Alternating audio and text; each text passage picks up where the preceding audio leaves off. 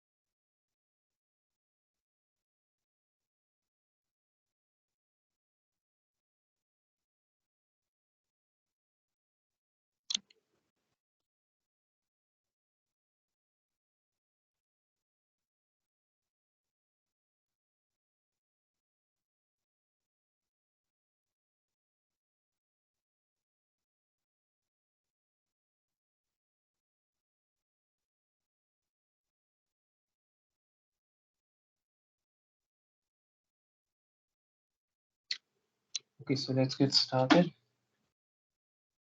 Yes. Can you see me? Yes, sir. Yes, sir. Yeah. So I believe you have an introduction to Python in this month. I was going over the PDFs. Is that correct? Yes, sir. Yeah. So today we'll be going over three problems. So first you will try to crack it. It may take 10 minutes, 15 minutes. After that, we will go over the solution together. So is my screen visible? Can you, like, is the font enough? Can you read this? Yeah, Yes, so sir. each of Everything is you, fine. each of you on your own systems, try to solve this. Take 10 minutes by maybe 5:20. 5:20, try to do this. If you're able to do this, good. If not, then we'll go over it together. So have a crack at it.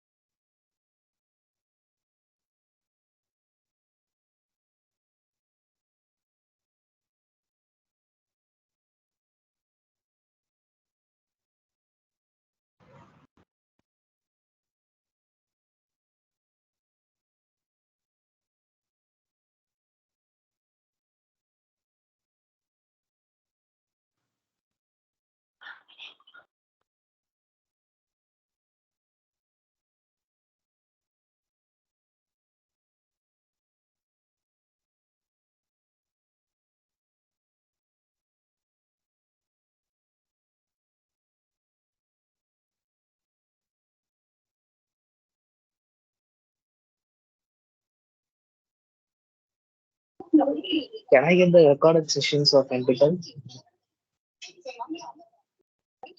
Pardon, please repeat. Can I get the recorded session of this? Yeah. It will be available on YouTube. Okay, thanks.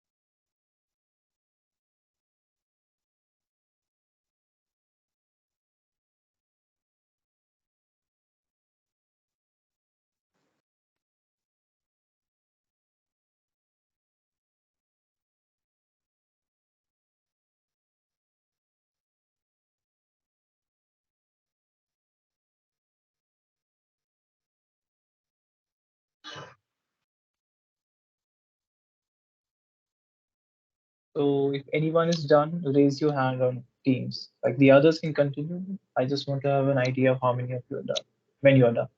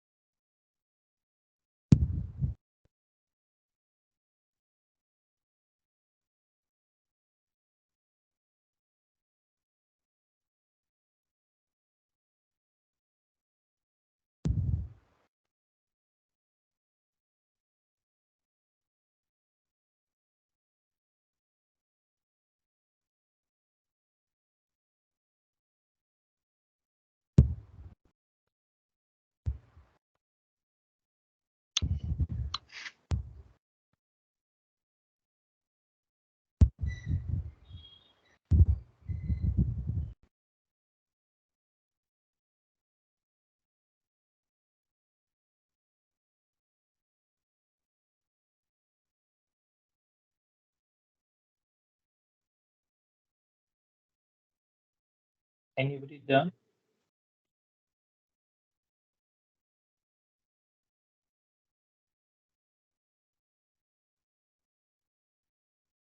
No. Okay, has anyone finished writing but the results are incorrect? Is that true?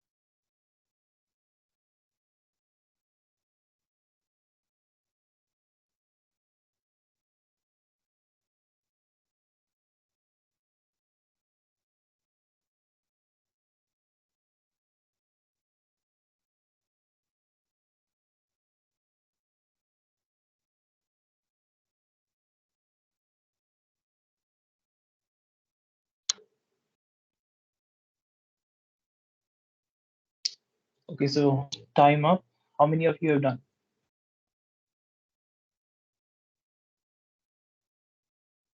Okay, how many of you know how to do it in theory, but you couldn't do it in code? Please raise your hand.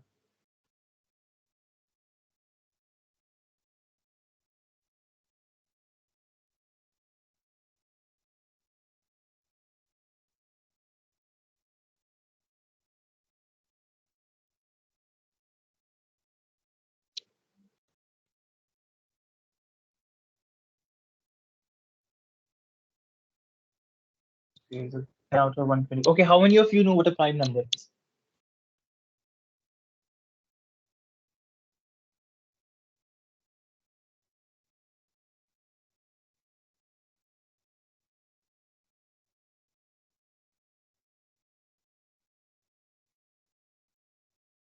Whose factor is only the number and one itself. Yeah, I know the definition. I want to know how many people in this audience don't know what a prime number is.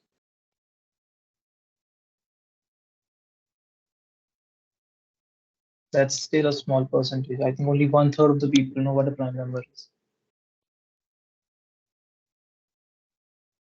Okay, so for the people who have raised their hands, do you need 5 more minutes or should I start myself? Okay, do you think you can do it if I give you 5 more minutes?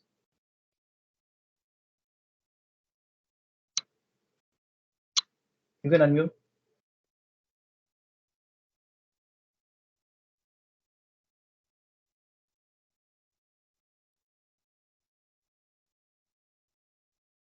If one person says 5 more minutes, anyone else?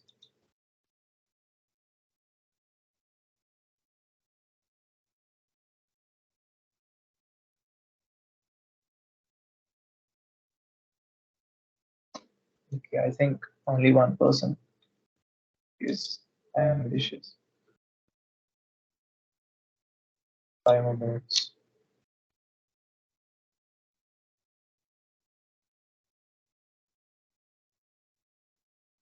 Okay, so those who are saying 5 more minutes, you can maybe continue. For people who don't know what a prime number is, so any number which has only two factors, that is one and the number itself, is a prime number. So let's say 7 is a prime number because only 1 and 7 can divide it. No other number can divide it. Uh, 10 is not a prime number because it has multiple factors, 1, 2, 5, 10. So you want to find basically Okay, so let me give you maybe a mental map as well, and then maybe you can put it into code. So you have an integer m, and you want to find two prime numbers that add up to it. Now, the first thing that you should know is that prime number will obviously be less than the number itself, right? So you first have to find all the prime numbers less than m, okay? Once you have them, you have to take two at a time. That is, you have to take pairs of them and check whether they sum up to m or not. So that is the theory of it. So how many of you think you can put that into code?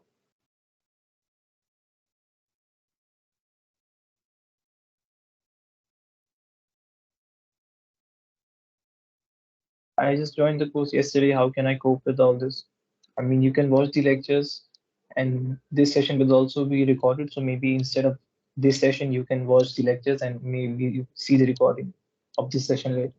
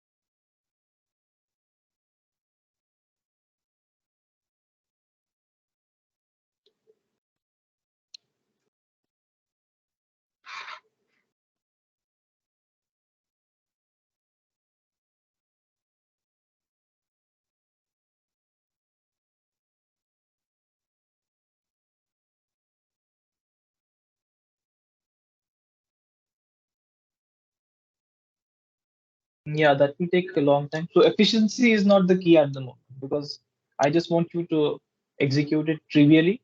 Once you have done it in the trivial fashion, then we can think about efficiency. So at the moment, you don't need to basically think about how fast will it happen. Like we will only supply small numbers. We won't supply big numbers.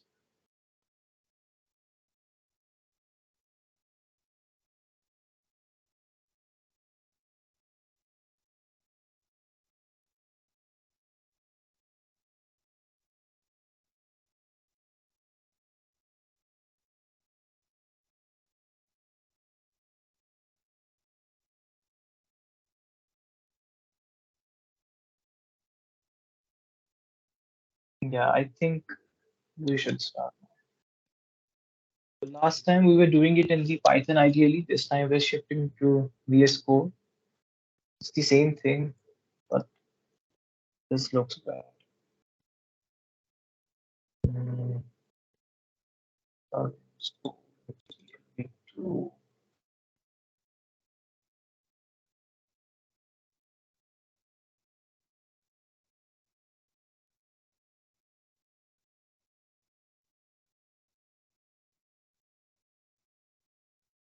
Is the font okay? Can you read this easily? Can anyone Yes, sir. unmute and maybe click? Yeah, Yes, sir. fine. The font is. Okay, so we were doing this problem, prime partition. So let's create a file, prime partition.py. So it is good practice to make the first line of your code basically explain what this file is about. So prime partition, find primes that sum to number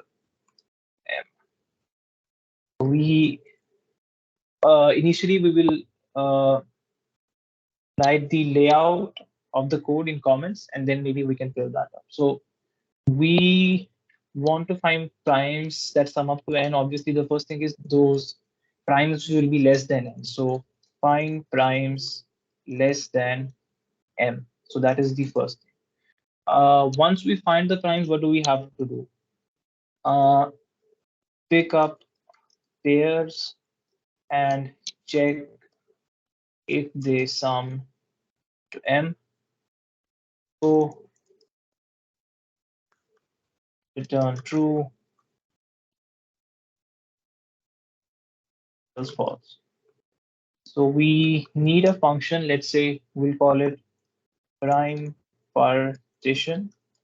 It will take as input m and it will return true or false. For the time being, let's leave it blank. Okay. So we will be testing it on these three. And partition 7, 185, and this. So now what do we have to do first? The first thing is find primes less than m. So let us write another function for that. Define find primes. What does it take? It takes a number. And what do you do now? You for I in range, we go from 2 to, I guess, m by 2. Yeah, m by 2 plus 1. I mean, notice we can go all the way up to n, but anything greater than m by 2 will never be a factor of m other than itself. So for I in range this, if m mod I, no, find primes, we have to find all the primes actually. We have to find all the primes. So for in range m, we want to find prime. So check prime and we supply I. Now, how do you check for a prime? We make another function for that. Check prime. We have three functions. The first function is the main thing, find the partition. What does it have to do? It has to find primes less than n. So find primes less than n, and we have find primes less than n. In that, what do? We iterate from maybe 2 because 1 won't be a prime number. So find primes less than m. So we start from 2, we go all the way to m minus 1, and we check every I whether it is prime or not. Now, how do you check that? We go midway, we check if that divides. Yeah. For I in range 2 to m mod 2 plus 1, if m mod I is equal to 0, that is it divides, you return false. Otherwise, you return true. We'll go over the code by step for now. Now, 1 is an exception. If m equals 1, you return. So, is this code clear? How you check for a prime? If anyone has a confusion, please ask. This code, check prime. We supply one number, we check whether it is prime or not. Does anyone have a confusion? Sir, why are you taking m double slash 2 plus 1? Yeah, this basically means go up to, let's say I have a number 100. So I am starting at 2 and I am going up to 51 or maybe 50. The thing is, anything after 50 will never divide 100 because the minimum is 50 times 2. That is 100, and then it will be 100 into 1 is 100. So there is no need to check beyond half one, right? I mean, we can go all the way, but that's like wastage of resources. Does that make sense? Yes, sir.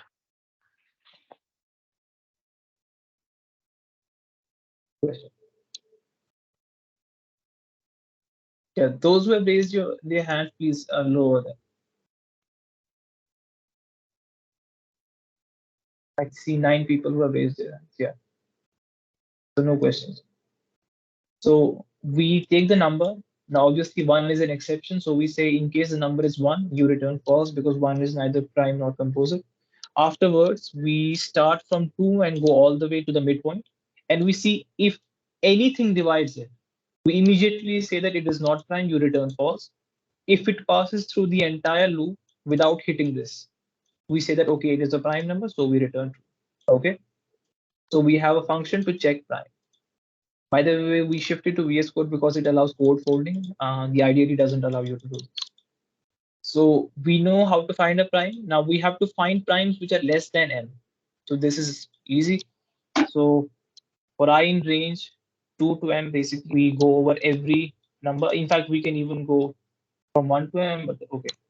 So for I in range 2 to m, we check this. Now, if check prime, that is if it is, we create a list smaller primes and we store it here.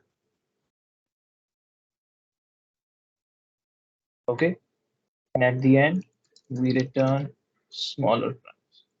So we take the number m, we go from 2 to m basically m minus 1. And if the number is a prime, that is, it is a prime and smaller than m, we append it to the list of smaller primes. At the end, we return the list of smaller primes. So we have two functions, getting smaller primes and checking the primes. Notice that we break down bigger functions into smaller functions. This is how you write code.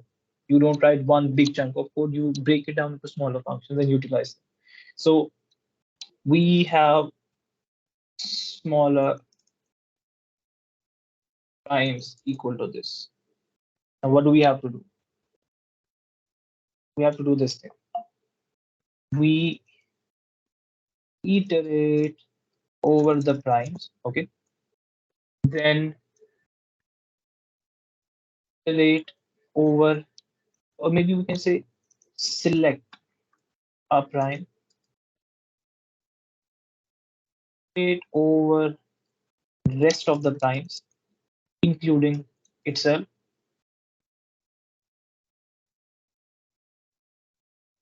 If sum equals m, you return true. And if you never hit true, you return false. So how do you do this? You say for I in range length of smaller primes, basically entire length. We have iterate over rest of the primes. So for j in range, we start at I plus 1 and we go to the end, smaller primes. Then we check if smaller primes I plus smaller primes j is equal to m. If that is the case, you return true. Otherwise, you return false. In fact, maybe we should even print these primes.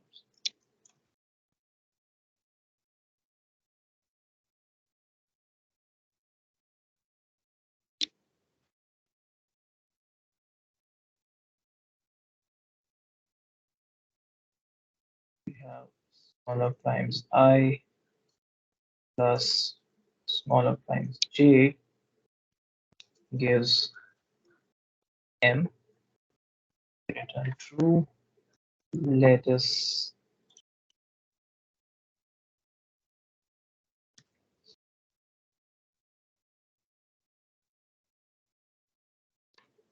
does anyone have a confusion in this part, in this function, prime partition?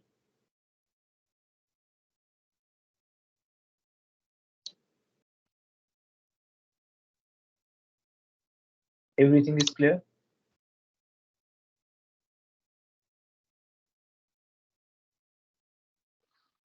Yes, sir. Everything is clear.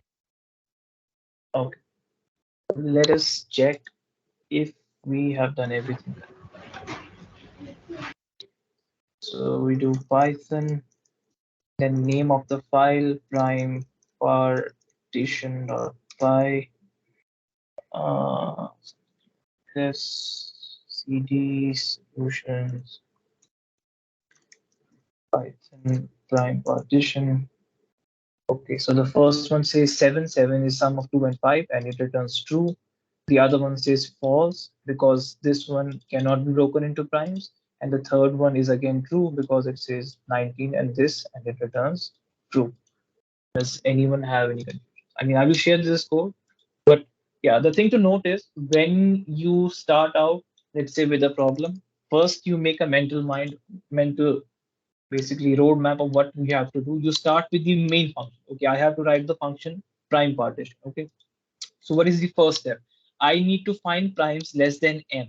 Now this is obviously a big chunk of code. It is better to make another function out of this. So you will let another function find primes less than m. Now notice that when you are in the process of writing it, it's good to do something like this. In case you have to make a dummy function, you say def func, it takes maybe argument this, and you write parse.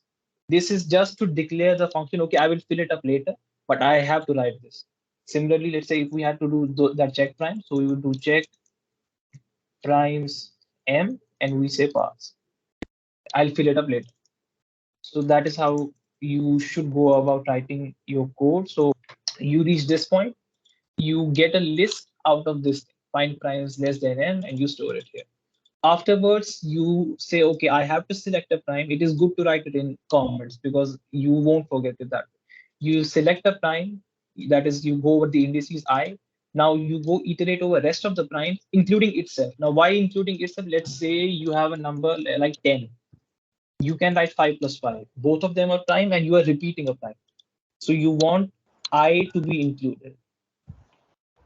So including itself. Afterwards, what do? If the sum goes up to m, that is this thing, you return true.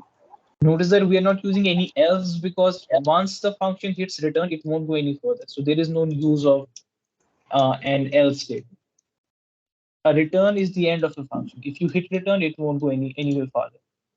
Similarly, in this case, if any number divides m, you return false, you don't iterate any further. So how many of you can do this by yourselves now? Please raise your hands.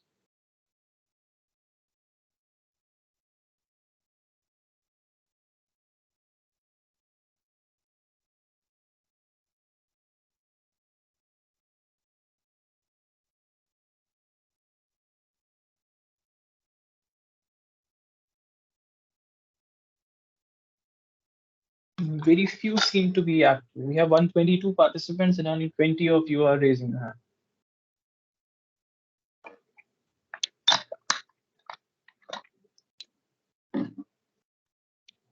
Anyways, continuing. So let's go for problem 2.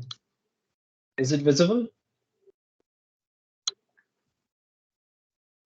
Yes, sir. Can anyone confirm? Yeah. So please go through it. Maybe take 15 minutes this time if last. I think this may be easier than the first.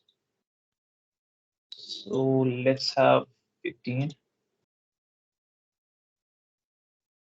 See if you can do this. There is a catch here. I think you will go over it as you write. A small catch. Yeah, I'll type these out for you in the chat in case you want to check that. So we have problem 2 on this.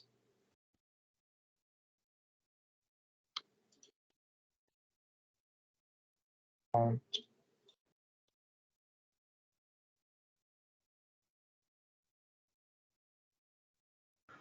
this. This. When you paste these, check whether the double quotes are coming like this because sometimes Windows or something they have different symbols for quotes. So ensure that your quotes are correct.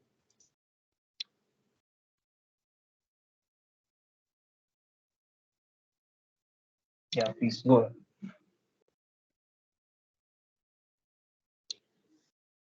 If the question isn't clear, you can ask me.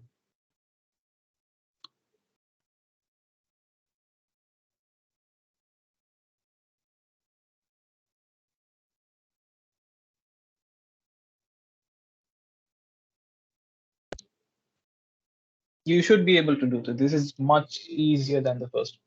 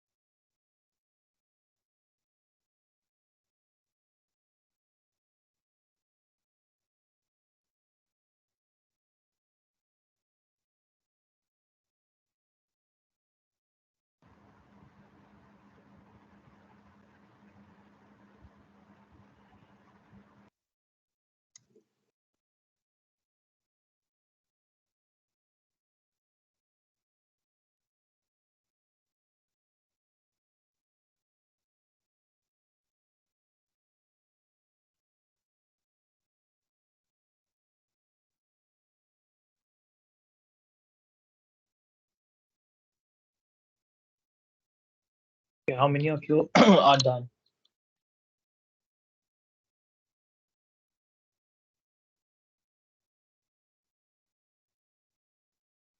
Guys, right. Yeah, how many of you have written the code but the results are not correct?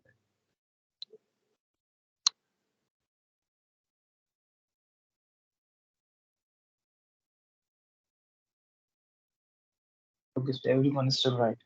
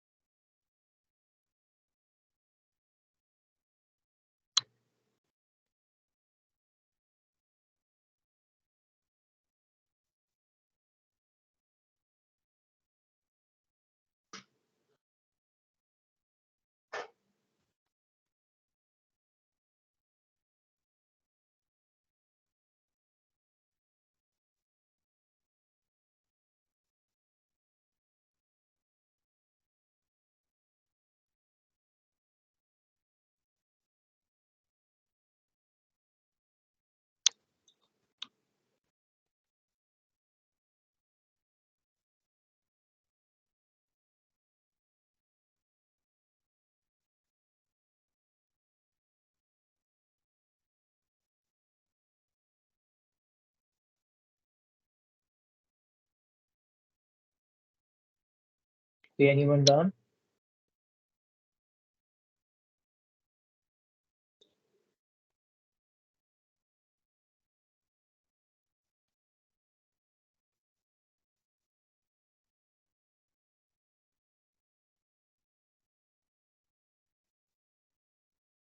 Okay. Yeah, raise your hand. Raise your hand in case you.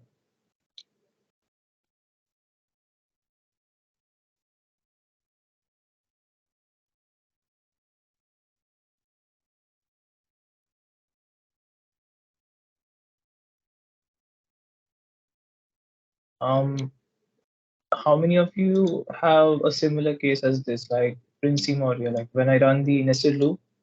No, not this one. Yeah, it always shows match. How many of you are facing this? I mean, this is where the catch is, as I said.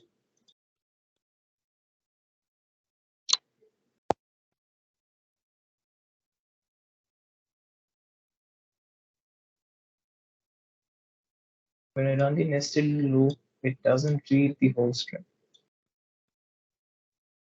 We'll see.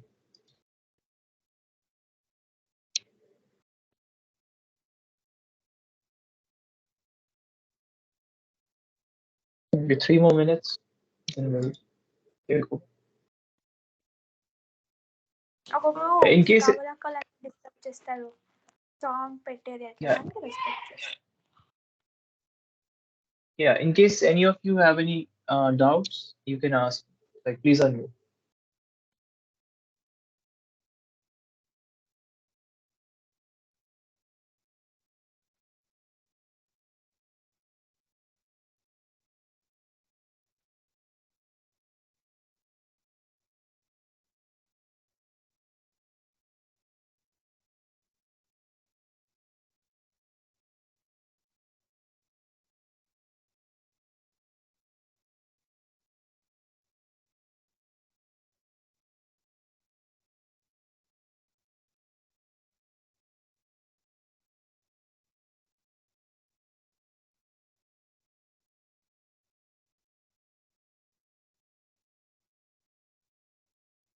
I'm not able to put in code the chronological order of this and this. Yeah, exactly.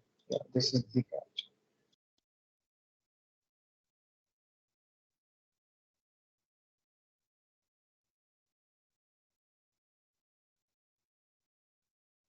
For all cases, it shows match. Yes.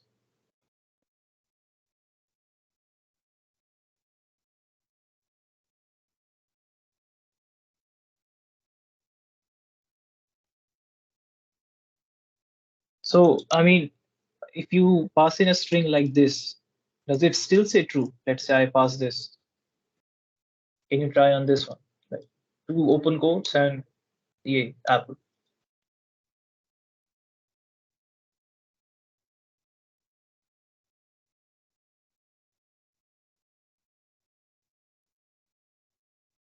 This will lead to complete data structures. And this, I mean, you can go over the syllabus on the website. I mean, it shows the layout week by week, if I'm not mistaken.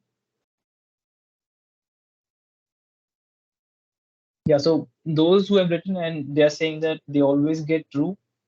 Can you try in this string and say if you're getting false or not? I mean, if you're not getting false even for this, you have a bigger problem.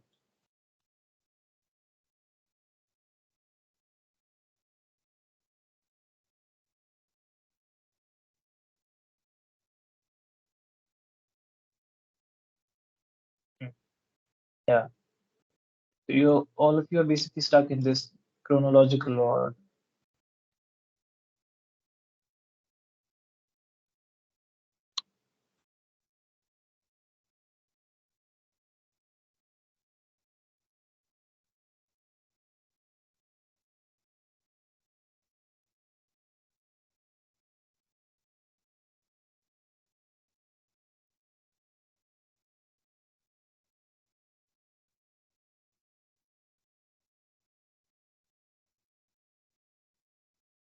Yeah, okay, so let's start. We have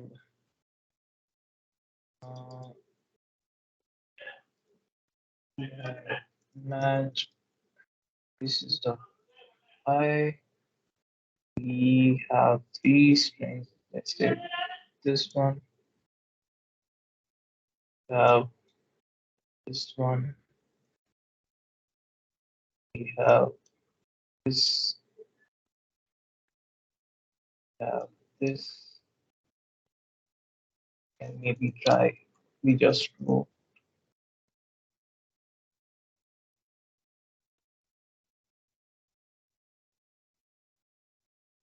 this one. Yeah, it's visible, right?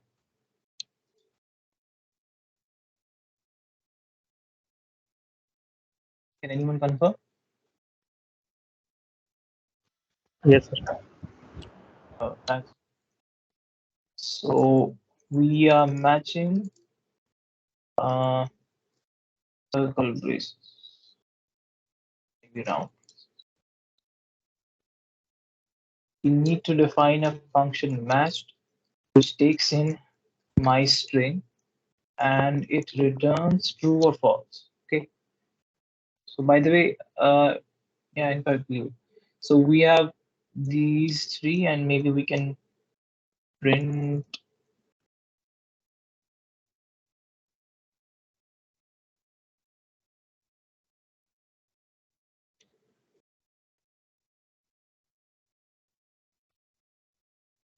So how do we go about this? Now, a string is made up of characters.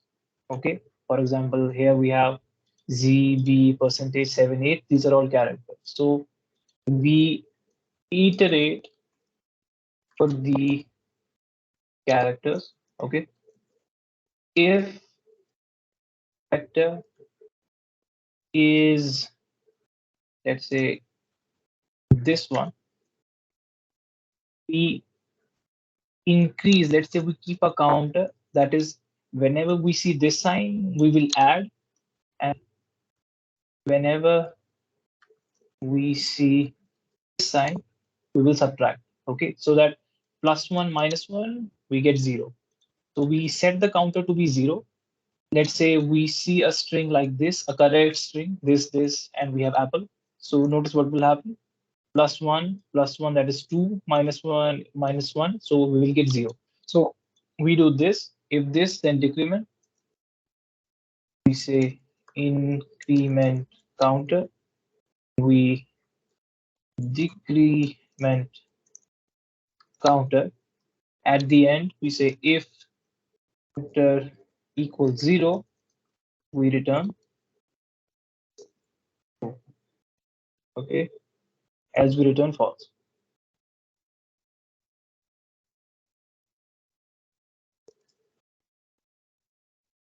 So how do you iterate over the characters? So for char in my string, so this will give me individuals 1, 2, 3, 4. So if the character is this, so we say if char equals this thing, we increment the counter. So counter plus equals elif char equals this thing, we decrement the counter by 1. Finally, we say if the counter is 0, we return true. If it is false. Now, how many of you have written similar code? I think most of you must have done this.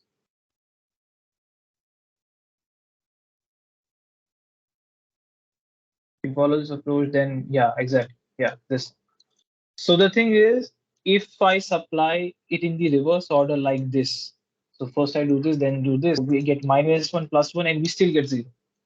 So what we want is this number should basically, the closing brace should not occur before I have seen at least one of these. That is, in case I have seen 1, 2, 1, 2, 3 of these, and then this comes, it's okay. But if it comes before anything else, this is wrong, because now nobody can close this. Now notice that if this thing occurs before an opening brace has come, counter will become negative, right? Counter will become -1. So we can just include a check here, that is in the closing brace. If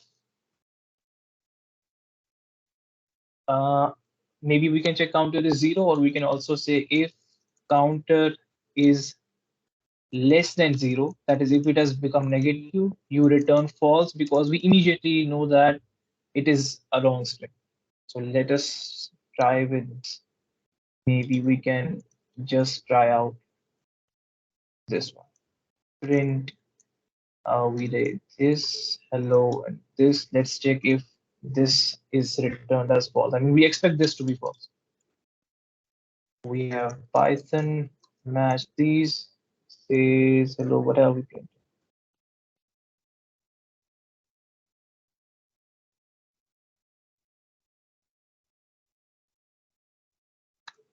Says false. So do you see the catch?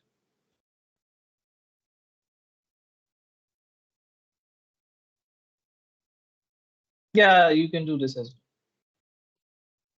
I mean, I do not say elif because, I mean, in fact, why would you use elif? Because you have if this brace, if this brace. Elif means that you will also check other symbols as well. You don't need an elif, right?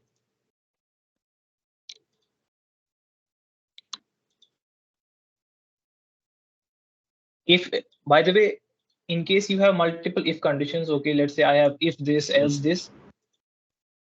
We have if this, elif this. If any one of them is satisfied, the rest of them are not checked. So if one elif is checked, the other elif won't be checked. So does anyone have any confusion? Count zero for a, for I equal to, if I is this, count plus equals 1. If I is this, plus equals 1. If this is same as this, return this, else return false. Yeah, you're making the same mistake that in case, is this the wrong approach? No, it is not the wrong approach. You're just maintaining 2 counters instead of 1. So the thing is, you are missing the order thing, that in case we see a closing brace before an opening brace, you will still add up to 0, but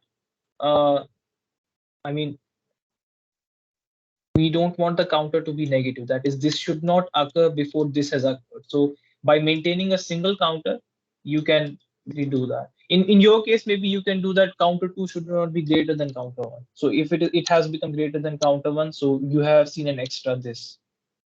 So that can also be a check. Yeah, I mean, I can't read your codes like this. Can you share the recording? Yes, it will be shared. I mean, how many of you are comfortable sharing your screen? Maybe you can share your screen and show us like what your problem is. How many of you are comfortable doing that? Please raise your hand.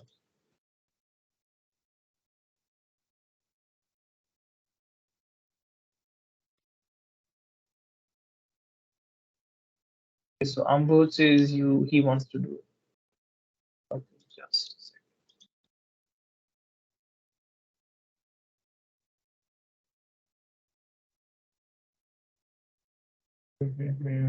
Do you have permission to share? Ambush, do you have the permission to share? Can you share your screen?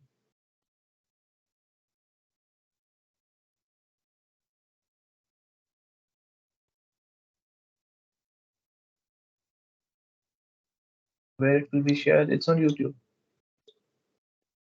It doesn't allow. Okay, just a second. Settings.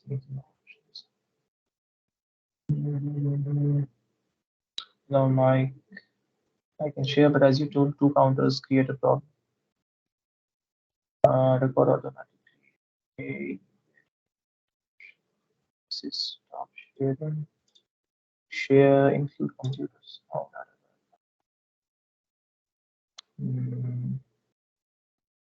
yeah, just a minute. I'm actually checking where can I give you the permit to share your screen.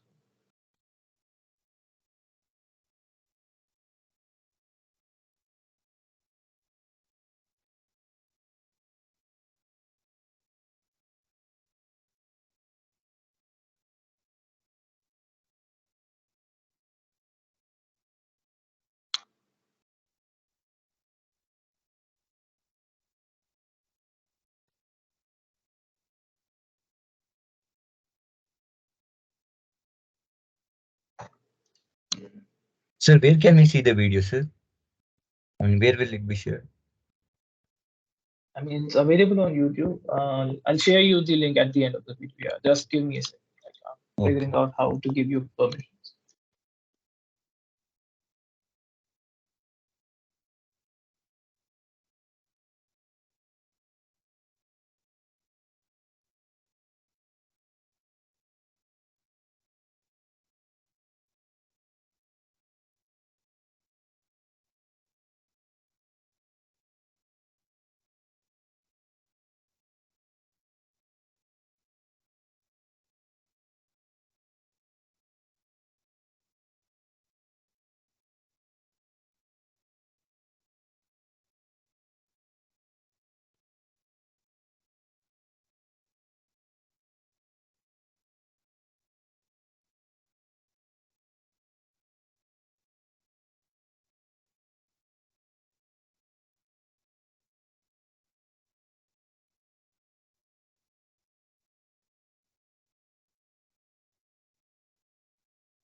Yeah, I can't find it. So maybe you can like type your code in the chat and I can maybe share it with the others.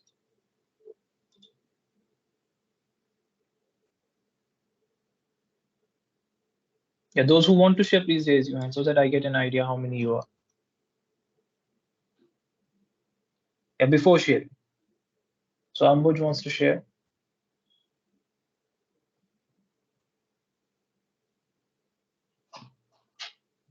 Yashika wants to share.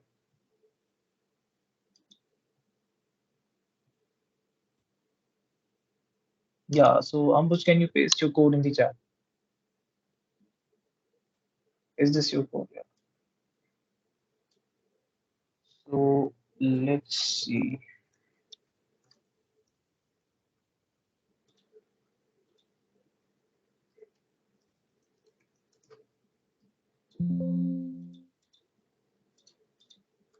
We have Ambuj's code. We have a string takes s, count is 0 for I in range length of s. If it is this, count plus equals 0. If it is this, it is 0. If count is 0. Yeah, we did the exact same thing. I mean, you just have to do this. If count is less than 0, that is, it is negative, you return false.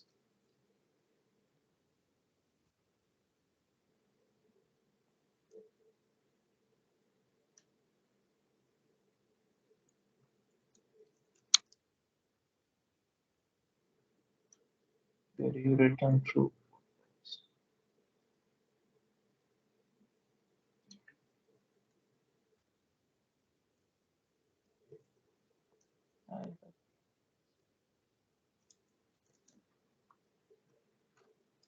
So you supply a string, count is set to 0 for I in range. If s is equal to this, count is increases. If s is this, count is decremented. If count is less than 0, or you print false. Print false, and you must return immediately. Like you don't have to go any further. Let's try. Yeah, false. So Ambuj, is that clear?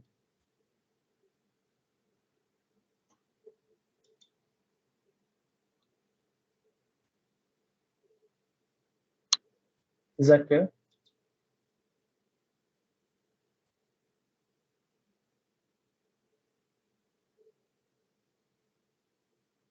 About your written as false. I mean, we want it to be false, right?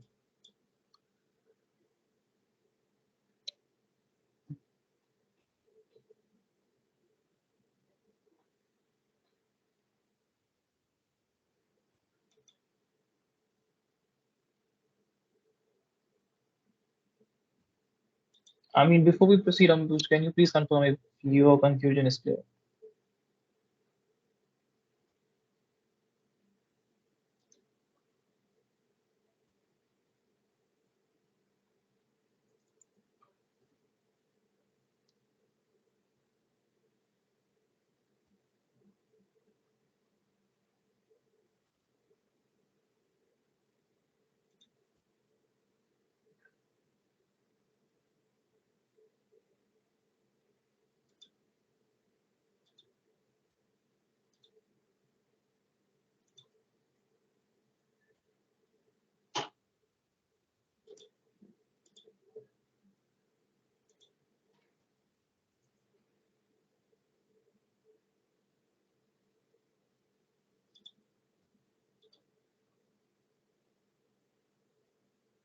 All right. So the other person was Yashika. So Yashika, can you paste your code?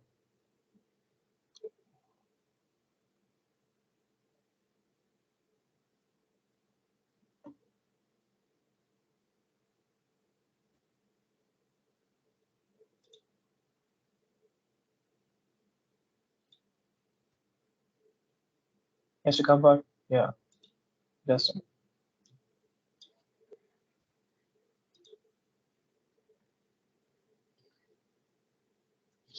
we have Yashika says matched my string. String is this.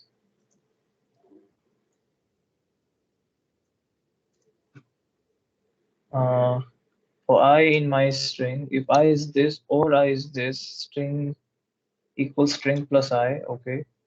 So if I is this, okay, if I equal to this in string or I is empty, you return true. No, in case I have at least one of these and the rest of the string is wrong, you will still say that it is correct, like something like this. Uh, print matched, let's say, to fool the function, I write this at the very beginning, and then I just open braces like this. I don't close them. I think it should still say true. So we have Python goes, yeah, it still says true. So the thing is, you can in fact print this before returning.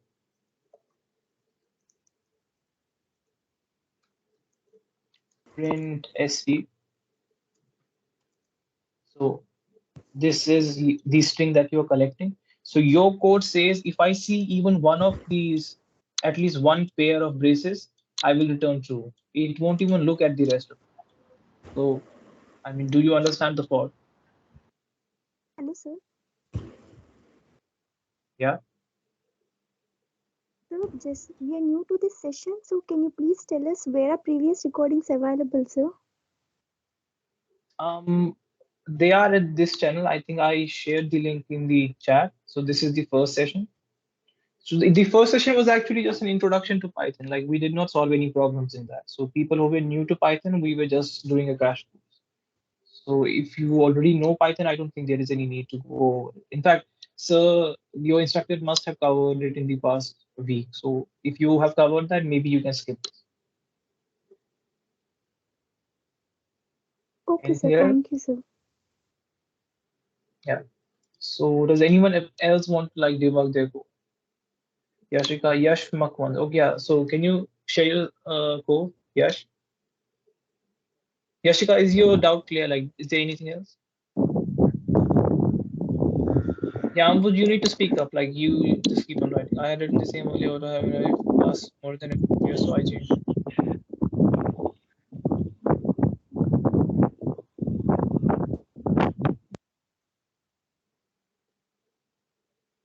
So my code is saying index is out of range.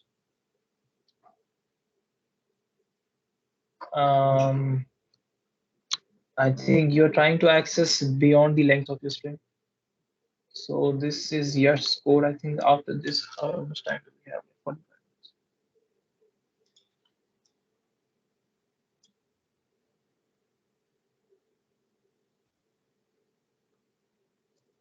So we have Yash's code. We have three functions. Define, match, check, write, trace. I think this is overcomplicated. So we try. Wait for the unit. So match takes a string. I is 0. Final check is set to true while I is greater or equal to 0. You check the left brace. Okay. If check is true, substring equals my string. Beyond that, check right brace if this. I mean, this is unnecessarily complicated. I mean, you don't even have to do this. Like the counter stuff should be enough. I think this is in fact overcomplicated. Like you shouldn't do something like this for a simple problem.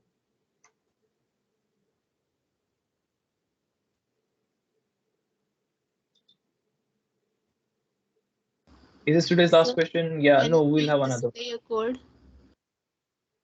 My code. Yes, sir. Yeah, this one.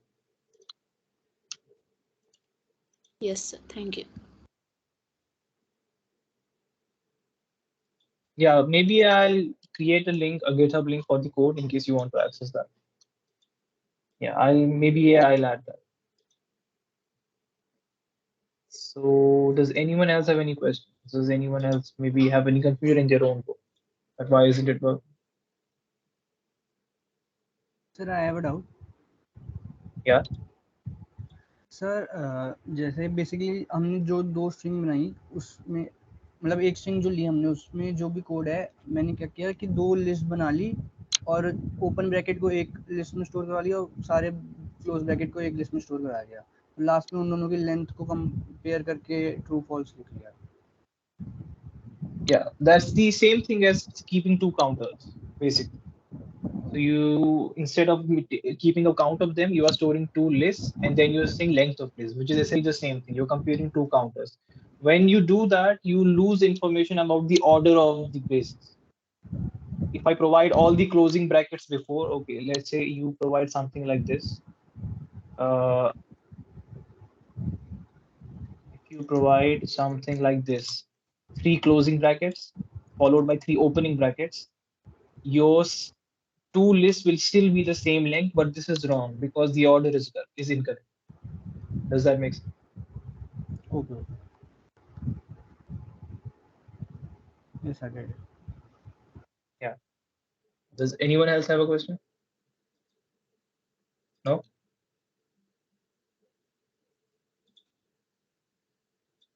In case you have a question about your code, I mean, you can first inform me and then maybe paste it here, because otherwise I can't just keep on taking you. Like you have to inform me first that you have an issue with your code. Raise your hand or something, or maybe unmute.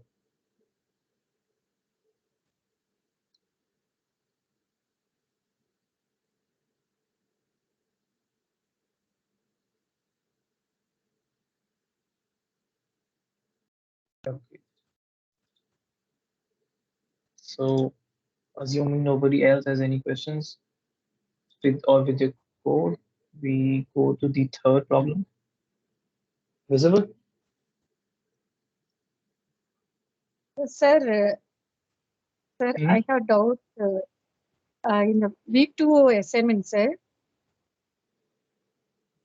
Maybe at the end of the session we can do that. What I want to say that here, actually my program is giving the right result, but in your test bench, it is giving the slash and wrong answer.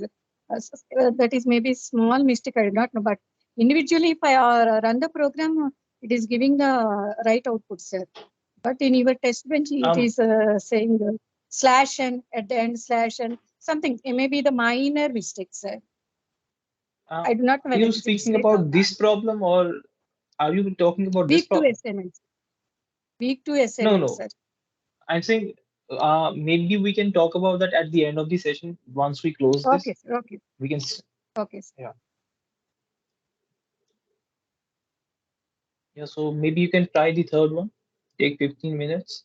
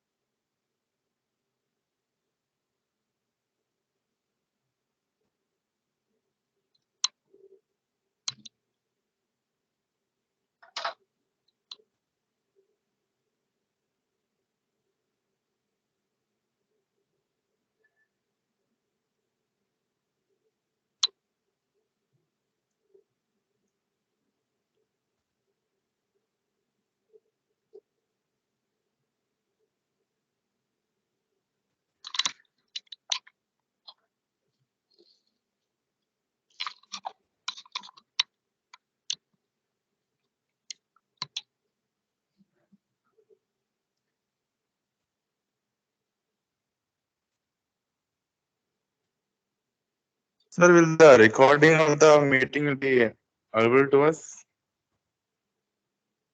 Yeah, I mean, this is the third time you are asking this question. Like, I've shared the link for the YouTube channel.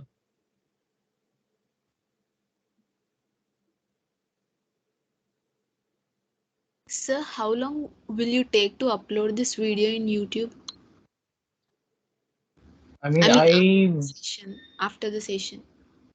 yeah, I will do it before midnight. I mean, I will post it, then YouTube does its processing in, I think, 15-20 minutes more. So by midnight, I think it should be out. Maybe I'll add some timestamp so that you can jump around to the solution part, because a lot of our video will be like waiting for you to solve the problem. All right, sir. But yeah, I'll do it today. I'll do it today. And I'll at the end of the meeting, I'll share maybe a link to a GitHub repository. Maybe you haven't heard of GitHub. So actually, what GitHub is you people share their code on GitHub. For example, GitHub. No. Sir, is there any Yeah, recording let's for the say. previous sessions on the Google Meet? Because I was unable to join the Yeah, meeting. yeah. So, Yeah, it's also on this. So GitHub is a place where people share their code. Let's say this is multiple instances of my code. So the solutions that we did today, I will upload it there and I will give you a link so that you can basically get the code to run it for yourself or maybe compare in case you don't want to watch the video. no, sir, that's not my point. No, I'm not. No, I'm previous not classes- saying. I'm not answering to you actually. I'm saying that you will have your video on YouTube channel. I was actually answering to the lady before you that she was asking, will we? I mean, when will we get today's recording? So I was saying that you can instead get the code at this link, and in case you want to follow up on the video as well, you will have it on the YouTube channel. I mean, you can check your chat. I think the link is there for you.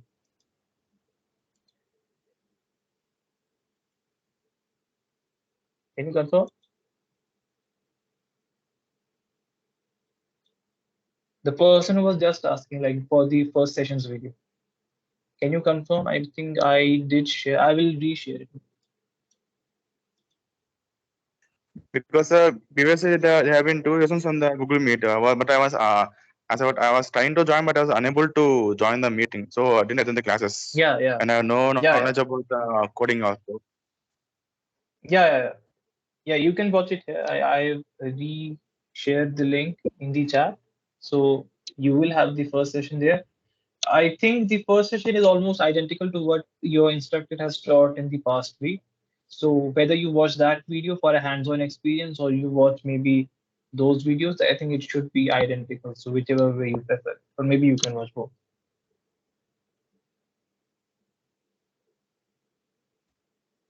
So it is a second or third session of the class of the Python. Please repeat. I mean, your voice wasn't clear.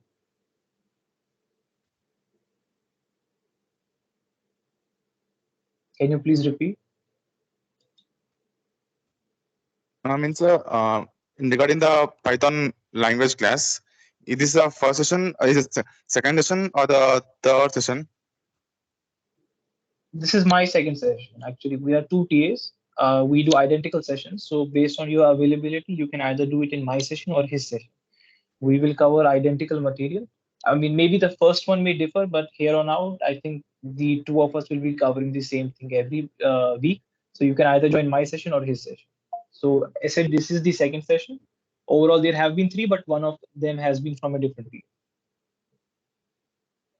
Okay, so thank you.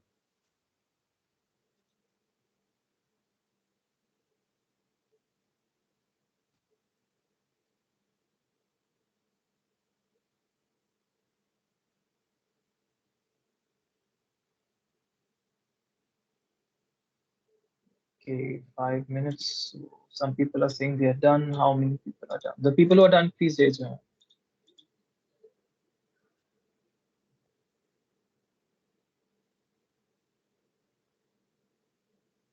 Four 4 out of 90.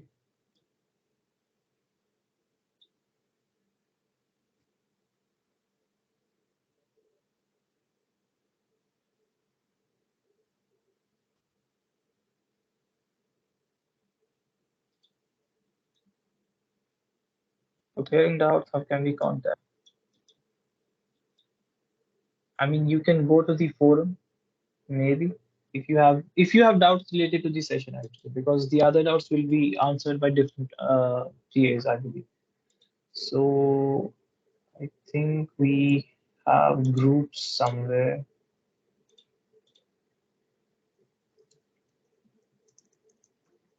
Yeah, this one.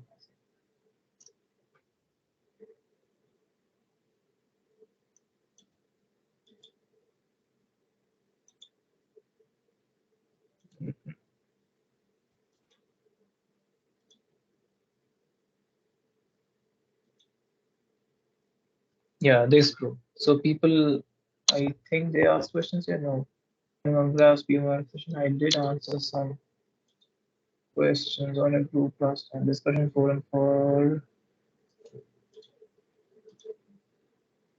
was it this one? I think it was this one. We took this one. Yeah, I think this one. Yeah. So people ask the questions here. So if I find something related to me, I will answer.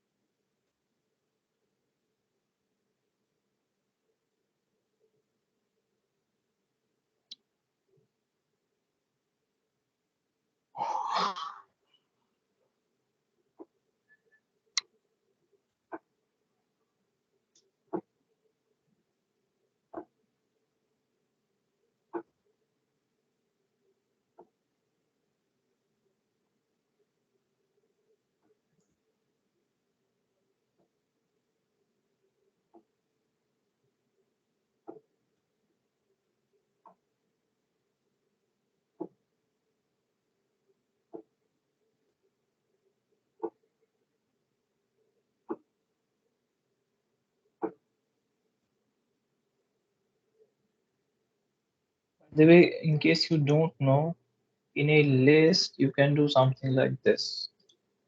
Maybe this will help. This is rotation. Let's say you have a list 1, 2, and 3. When you append, you add to the end. And let's say you have to remove the first element, you do something like this, L dot pop. When you do L dot pop, the first element is removed from the list. Maybe this will help.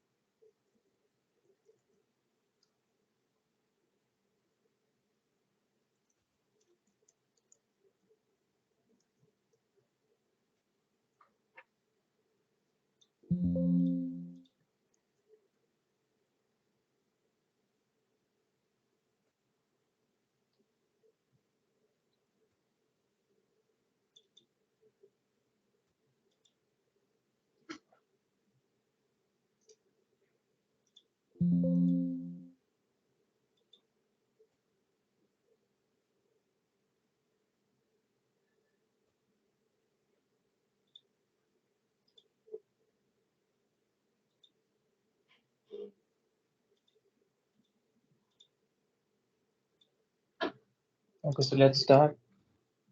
Is my screen visible?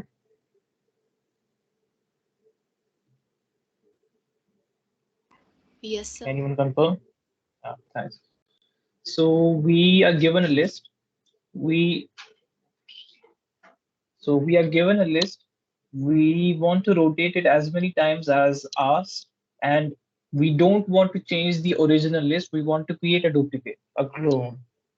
So we have rotation. What do we want to do? We want to rotate list L.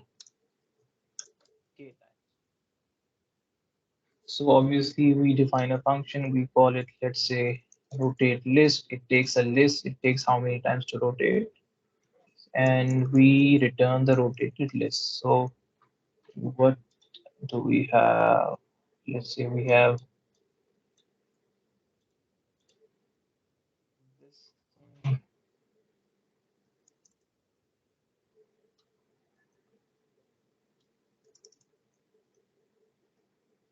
This, this.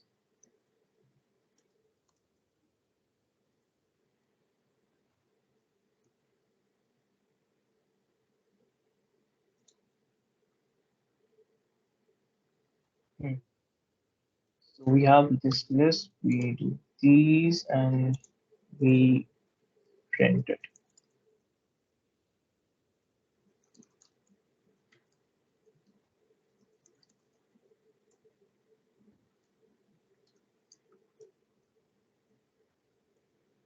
So how do we do this? So notice that rotation once is essentially taking the first element and adding it at the end and deleting it from the start. So this is one rotation, right? In the original list, if I want to rotate it once, I take the first element, place it at the end, and delete it from the front of the list. So this is one rotation. Now I just have to do this multiple times. So does it say anything else? If k is not positive, your function should return L unchanged. Okay. So initially, when we get a list, we create a copy. So let's say we call it new list is equal to. Now remember, writing this does not make a copy. Like you must have studied this in your course.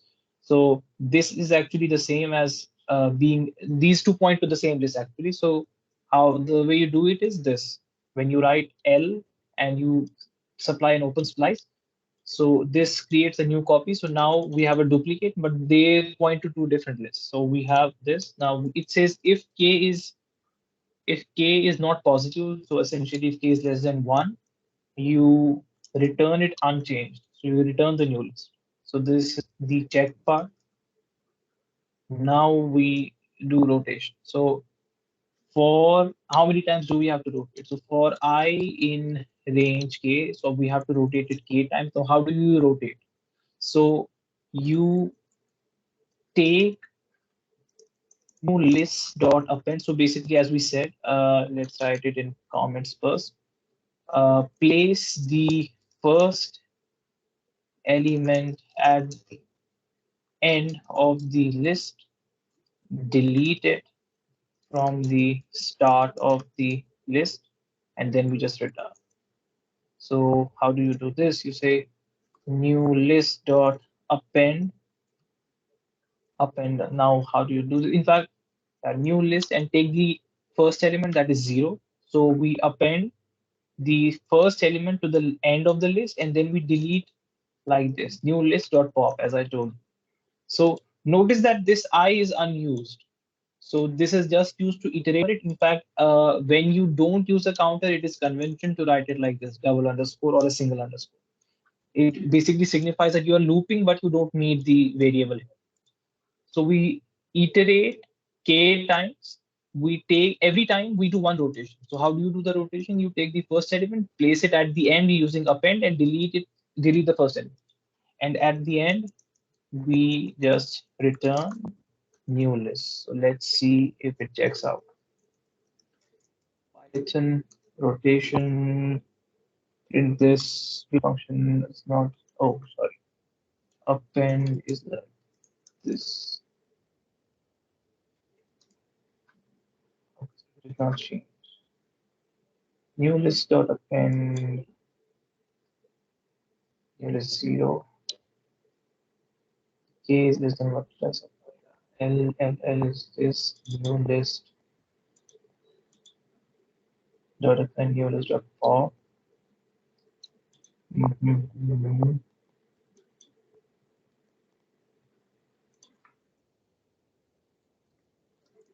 Okay, new list, we check.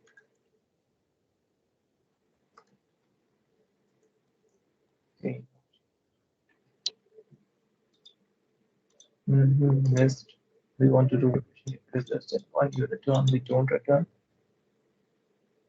New list, we append the first element, and we do new list dot out. Oh, why did you not change?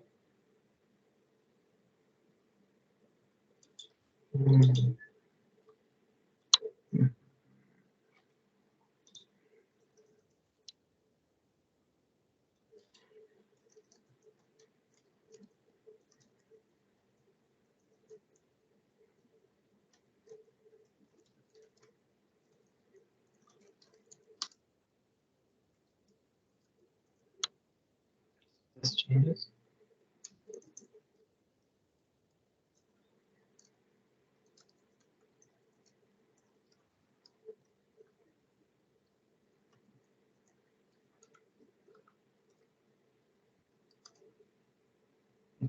This does a lot of an L0 and L and L.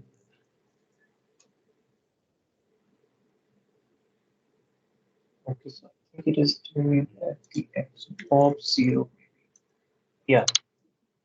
So what we're doing wrong is when we don't supply an argument to pop, it removes the last element. So if we supply 0, it will remove the first element. So I think this should work. Yeah, works. So let's try it on the others.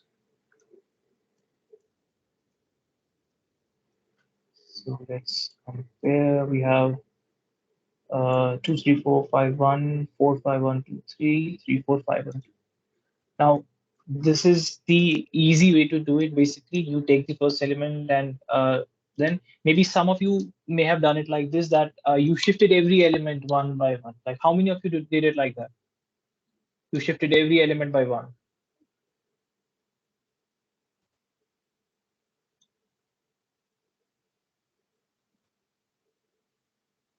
Yeah, that's also fine. That's just, I mean, maybe slower. Let's say you have a list of length 1000 and you basically have to do this. So I mean, behind the scene, in fact, it is essentially the same because when you do pop, it anyways has to shift everything by one because it has to re-index everything. Let's say we had 1, 2, 3, 4, 5, and I do pop this. When I pop this, I can no longer say that L0 is 1. I have to shift everything. Behind the scene, it is essentially the same thing. You just have to write less amount of code, but it is, I mean, equally efficient what you have done in Mataya.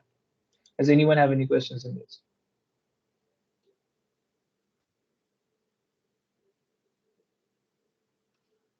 I think that's fine then. Now let me create a repository for you so that I can share the code.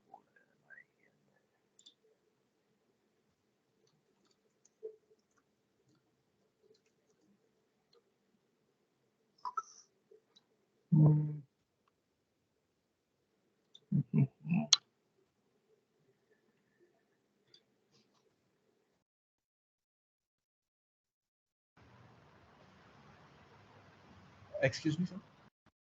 Yeah. Sir, I had a doubt. Like in this code, we are not like changing the original list. We are returning a new list. So New list. Yeah, new list. what if we have to change the original list instead of creating a new one? So you simply don't create the new list and you do everything directly on L. In fact, another thing is instead of, let me share.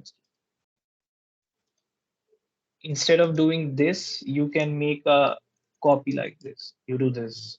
So now these two point to the same place, so you are directly changing L itself. Another thing is that you don't do this as well. And everywhere where you see new list, you write L direct, so that the original list is changed. Is that clear? Yes, sir. Clear, sir. Thank you, sir. After for loop, dash dash is there, sir. Whether we have to write any Yeah. variable. No. Actually, this is a convention. Like if I write for I in range k, notice that in the loop I itself is never used, right? So even this will work. This will also run. The thing is, it is a convention in Python that if this variable is unused, you denote it like this, underscore underscore, or by a single underscore. It is better to use double underscore. So it basically tells the reader that okay, I'm not. This variable is not Okay, important sir. for the Okay, loop. sir. If we are not using that variable, we will keep dash. Yeah, double underscores basically. I mean, you can write I. It basically like it's easier for the reader to understand. Okay, that okay, we are not using this variable. Okay, so just wait a second. Let me log into GitHub and I'll share the repository with you.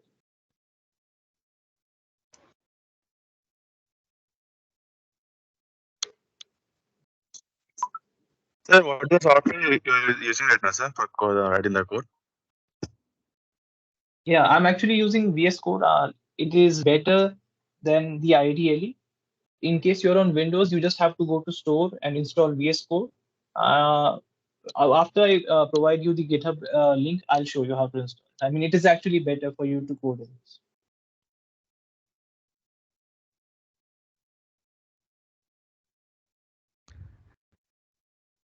Sir, actually, I have one doubt. Hmm? Yeah, in the incoming function, we can use the same list. I need an explanation. Instead of using the same list, why we are creating a new list in that function? Yeah, because the question demands it. It says, the question says, note that your function should not change the original list itself. Okay, okay. That's why we're creating a duplicate. Okay, but we can, if it is not a case, we can do it like that also because the list is Directly, mutable. yes, Yeah, yes. Okay. Thank Directly. Okay.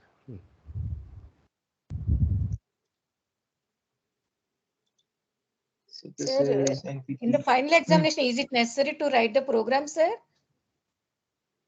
I'm not aware of your examinations. I don't think I'm involved in those, so I can't answer.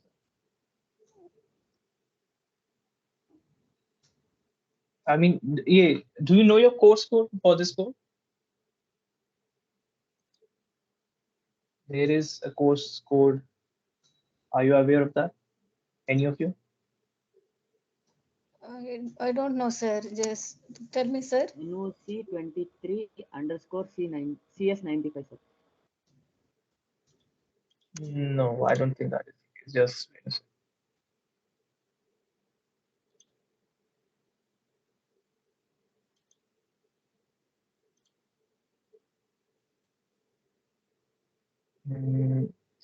This one.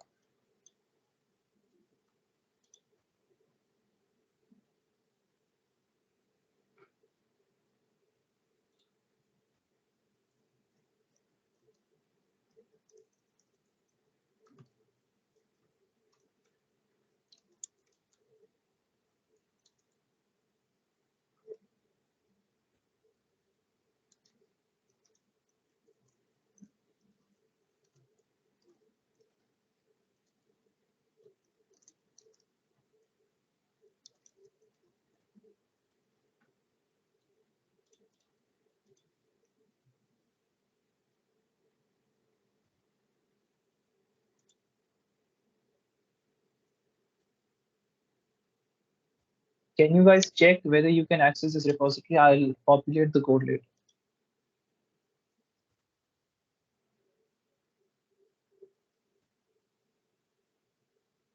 Could Can you you please confirm? show the repo because I'm not able to access the chat.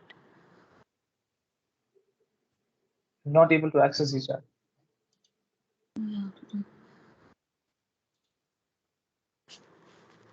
Yeah. Visible? Yeah.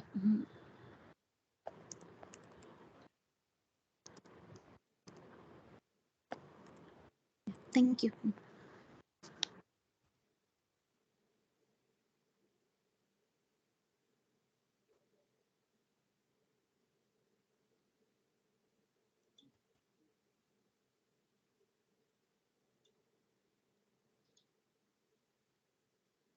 Yeah, so I'll populate the code later. So in case you want to like reuse the code, you can use it.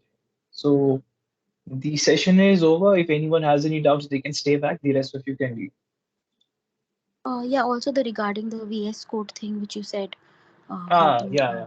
Just a minute. So VS Code is actually a very popular software for developers. So the way you get it is, in case you are on Windows, you just go to Store,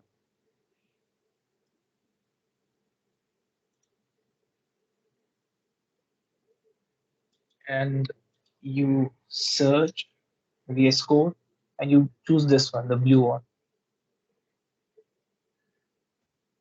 and you install. Once it is installed, when you open it, you won't be able to run Python in it. There is just one step you have to do afterwards.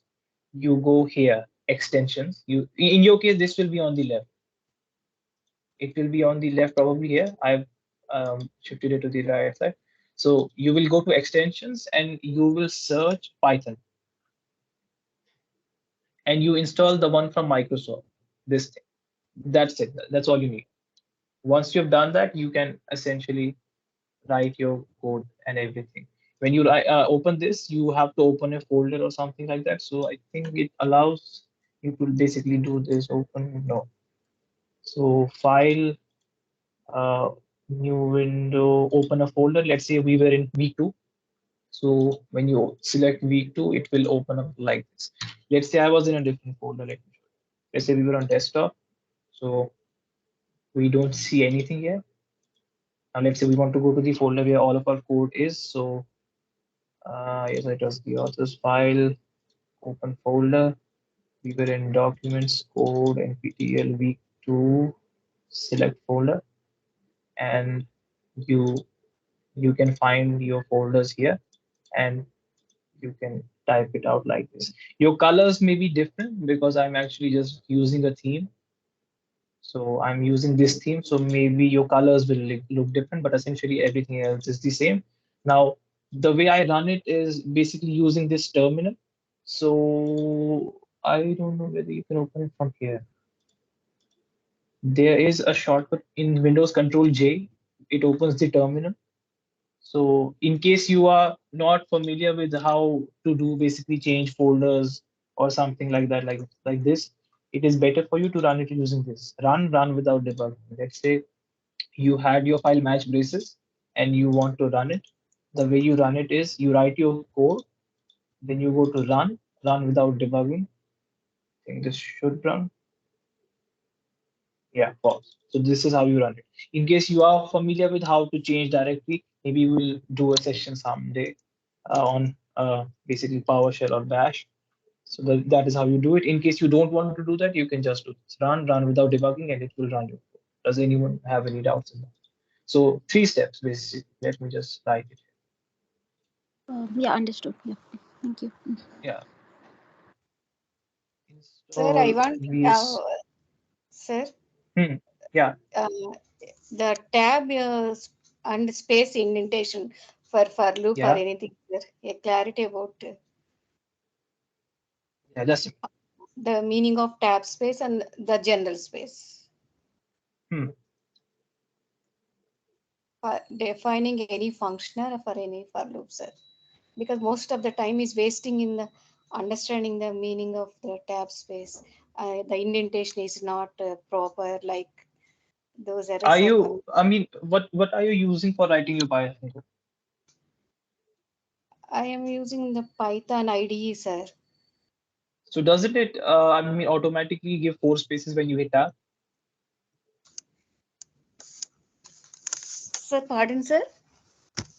I mean, when you hit tab, doesn't it automatically give 4 spaces? I'm using the tab space, sir.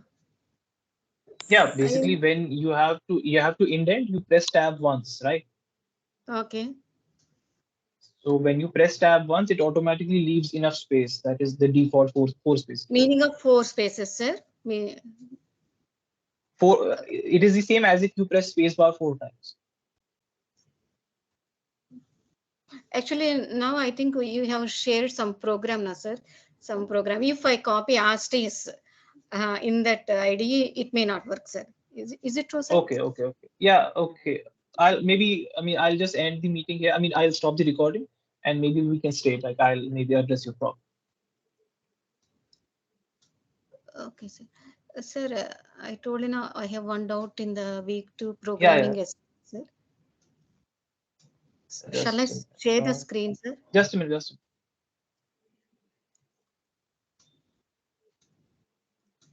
File.